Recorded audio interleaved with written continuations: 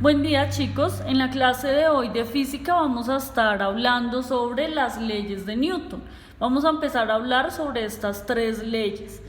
Pero antes de esto es necesario comprender algunos conceptos y una pequeña reseña de qué fue lo que hizo llevar como tal a desarrollar a Newton estas tres leyes, que están muy relacionadas con el movimiento y con la fuerza. Entonces vamos a empezar a hablar de un personaje que yo sé que ustedes lo han escuchado por el área de matemáticas, que es el señor Galileo Galilei.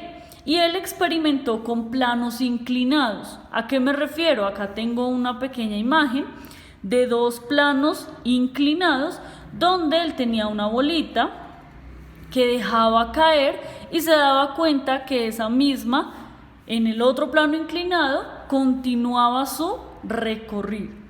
De la siguiente forma, entonces, tenemos por este lado un espacio o una distancia A, un espacio o una distancia B y un punto que es el cual él llamaba el punto C.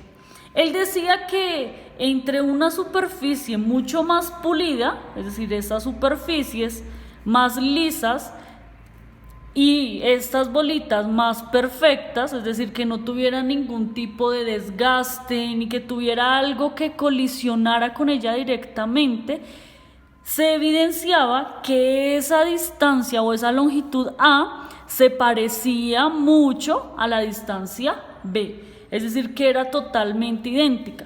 Él lo que trataba de hacer era quitar prácticamente que todo aquel material que estuviera allí obstruyendo el paso, pues ya no quedara en esos planos, es decir, sin una fuerza de rozamiento.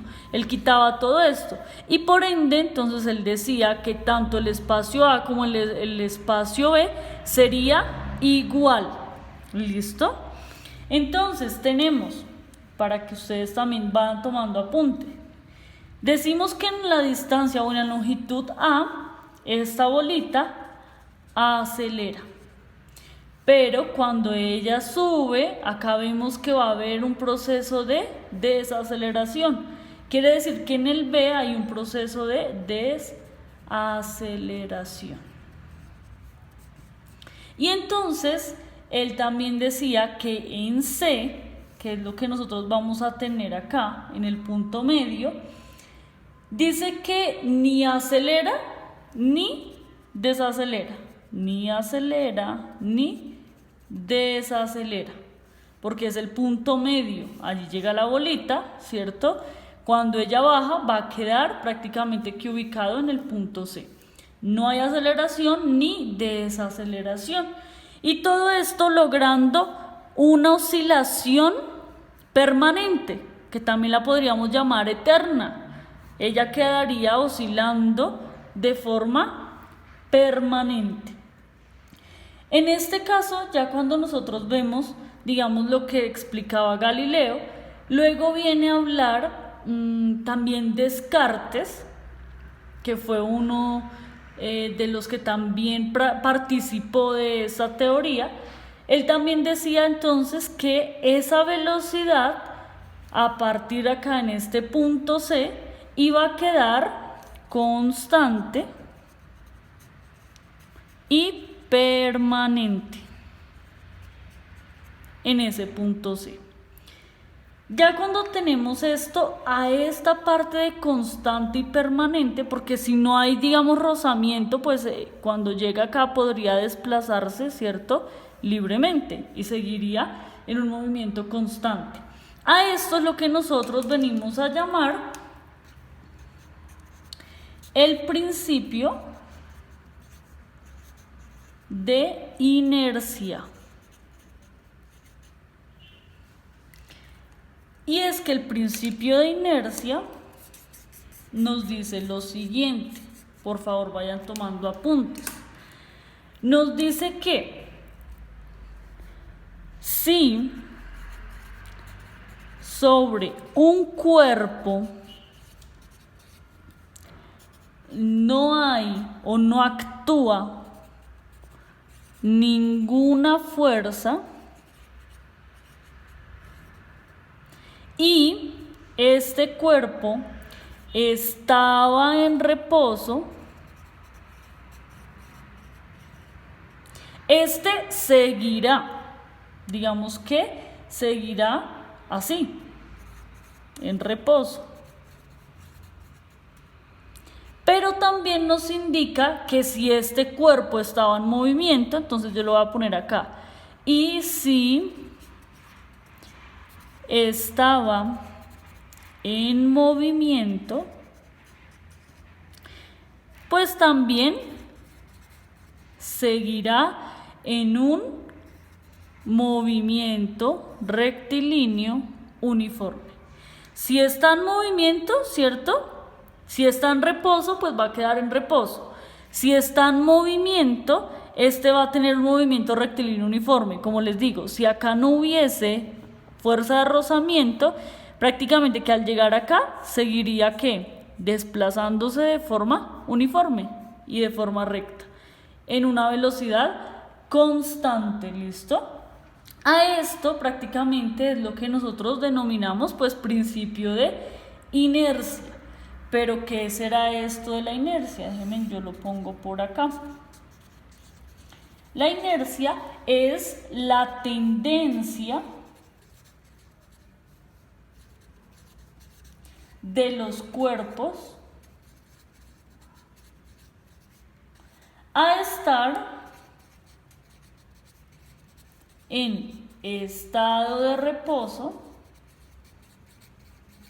o en movimiento rectilíneo uniforme. ¿Listo? A eso es lo que se denomina como la inercia, que un cuerpo va a volver a su estado original, sea un estado de reposo o sea un estado de movimiento constante, que lo denominamos movimiento rectilíneo uniforme. Para que haya una mejor comprensión, voy a estar dando por acá un ejemplo. Entonces, vamos a tener un carro que va a tener una fuerza de propulsión. Por acá lo voy a ubicar. Fuerza de propulsión. Pero en esa misma fuerza sabemos que está actuando una fuerza de rozamiento, que es la que se va a oponer, que es en el sentido contrario. Fuerza de rozamiento. Y presten mucha atención acá. Si nosotros tenemos que esta fuerza de propulsión es mayor que la fuerza de rozamiento, pues vamos a ver que el automóvil o el carro va a acelerar. Acelera.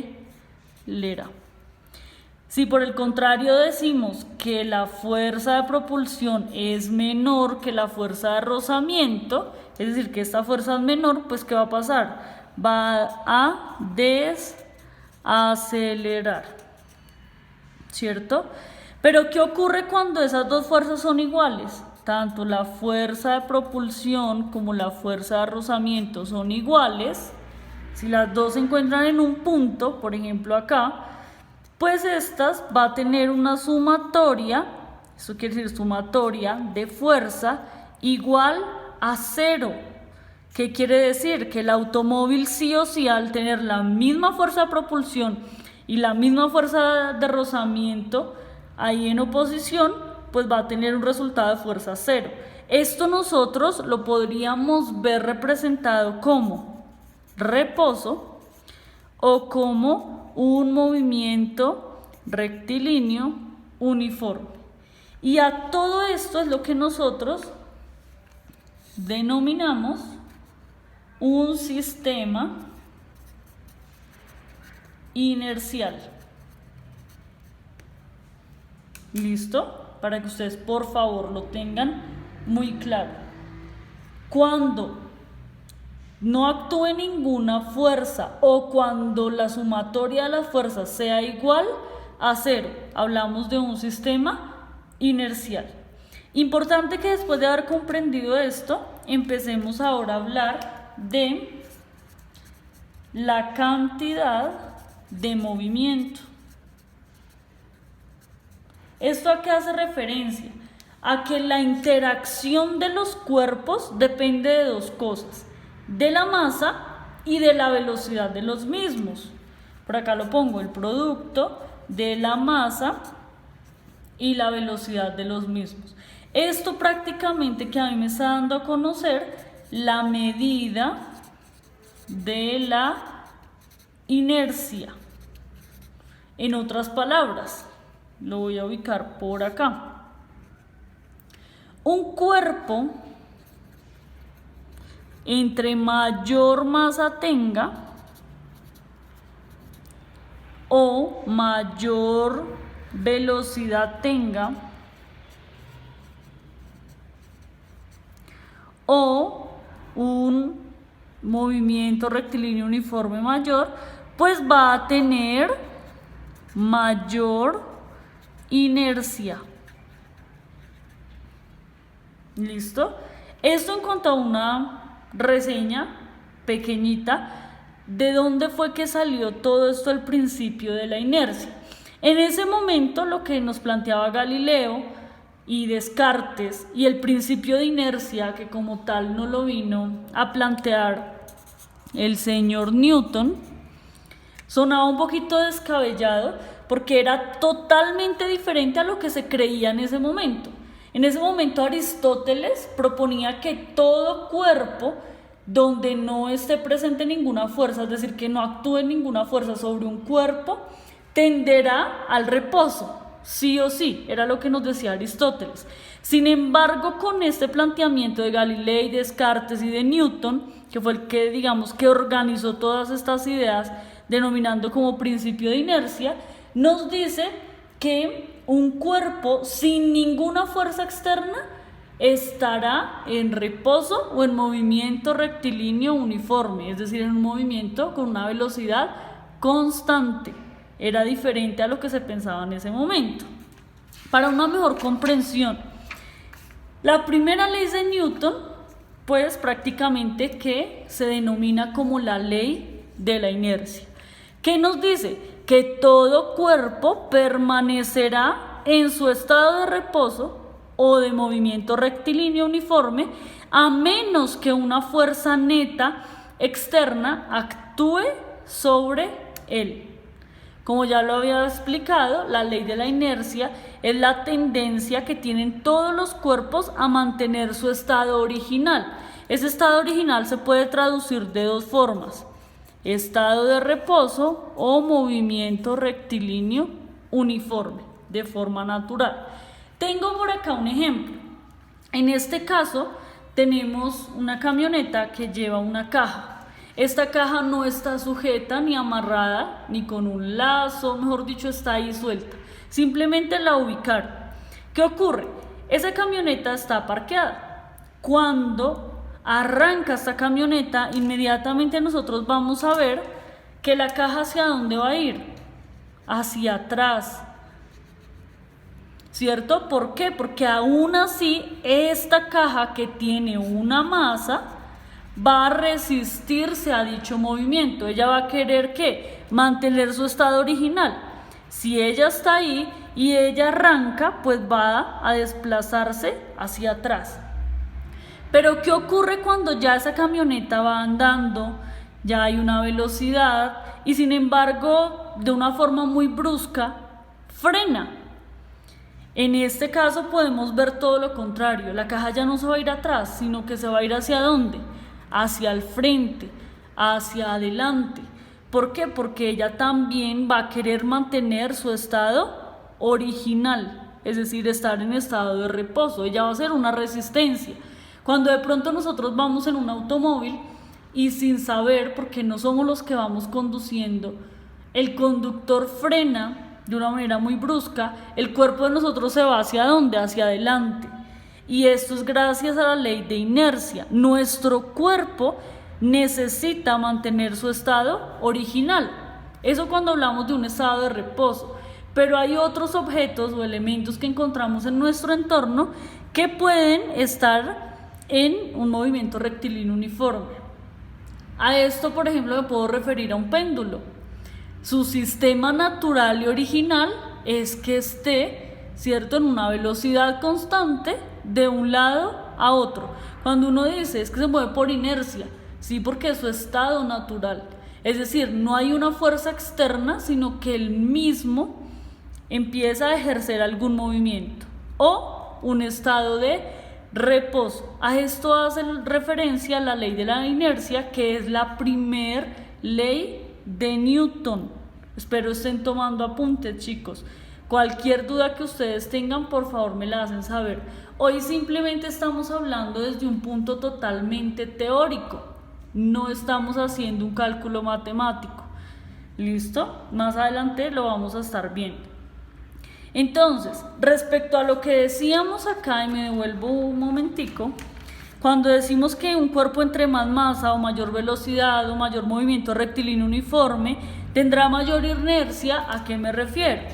No es lo mismo que esta caja, por ejemplo, que pese 50 kilos, ¿cierto?, vaya a tener inercia a una que, no sé, pese 5 libras.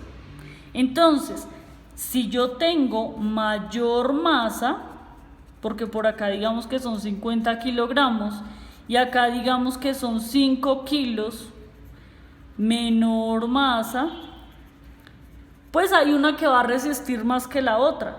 ¿Quién va a tener más inercia? La que pesa más, la que tiene mayor masa, va a generar mayor inercia. ¿A qué hace referencia la inercia? A la tendencia a mantener su estado original.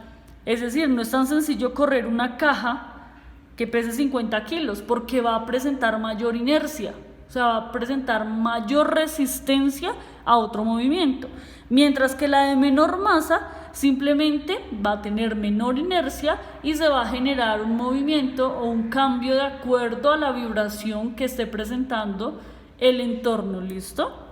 Tomen apuntes, por favor. Cualquier duda que tengan me la hacen saber, ya sea por WhatsApp o en la sesión virtual.